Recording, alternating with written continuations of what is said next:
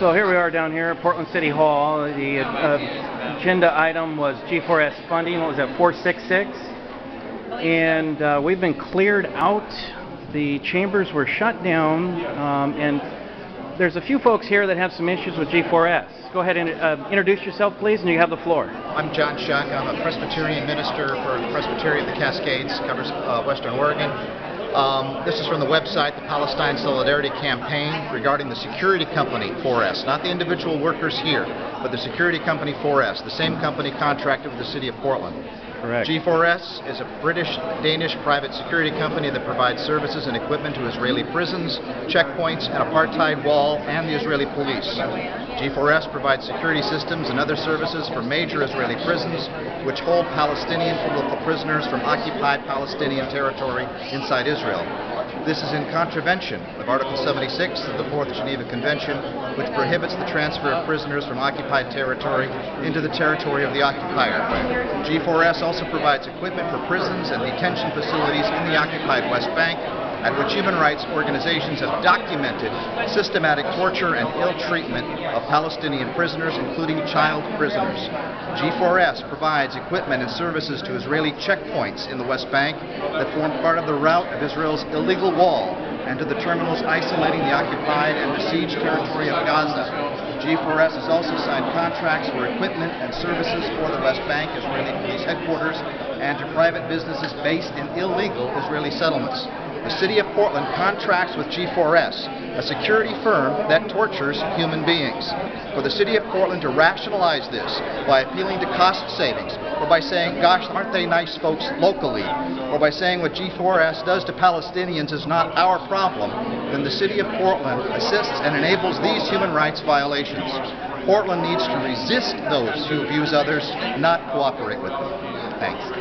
Can you give me a little bit of feedback on how you felt of Commissioner Nick Fish poo-pooing and kind of downplaying these global foreign policy issues? I mean, I was insulted. How did you feel? I felt it isn't about what the local people who work here are like, and it isn't about union contracts.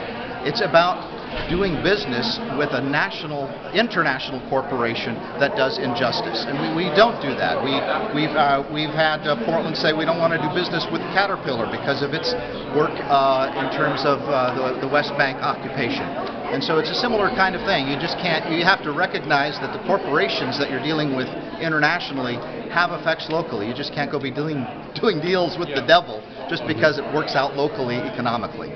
Do you feel that maybe Commissioner Nick Fish might still be confused of what the situation is here? It could be that he doesn't really understand, although he stated he was confused reading emails, and I have a feeling that maybe he's still very confused. We've been to his office, we talked to his political representative, we told him the issues in Palestine, we told him the issues at the U.S. border. G4S is moving refugees at the border of the United States. It's not just a problem in Palestine, it's a national problem as well. They are separating children from their families at our border. And so it's a company that has abuses, a wide range of abuses. The G4S worker was the one who shot up the Pulse nightclub in Florida. That was the 49 gay people who were killed in Florida. The FBI operative. The FBI had been working with him for quite a while. Yes, and there were all kinds of red flags. They didn't stop him. Right. So my thought, Nick is essentially, Commissioner Fish is essentially saying they trust these people. Fine, hire them. City employees. They'll have better benefits. They can join a union that is available to them. I forget the acronym for it. They can do that. They don't need to be employed by G4S. If you feel safe with them, hire them. They didn't give us a chance to say that. That's what Nick needs to hear. I appreciate that. That's a very good point. Thank you for your testimony, both of yours. Catherine Alder, UCC, United Church of Christ Palestine Israel Network, and also just pastor in the United Church of Christ. Absolutely. Thank you so much. Thank you. Appreciate it. Thanks for taking that testimony. Okay. Roger, so we've got quite a pack. We've all been asked. Chambers have been closed. Okay. Oh, okay, great. A couple more statements here.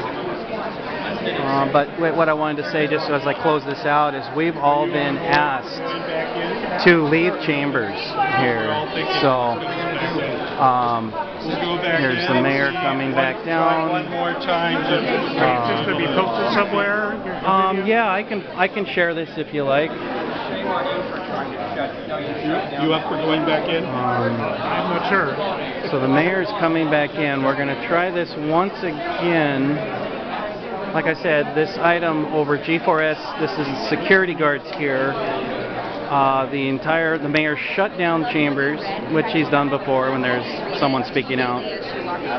And then we were cleared by G4S out of public chambers.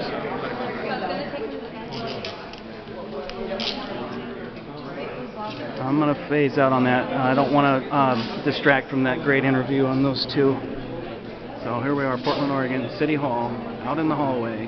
Council was closed with people bringing up their objections to G4S. Speaking to both the ICE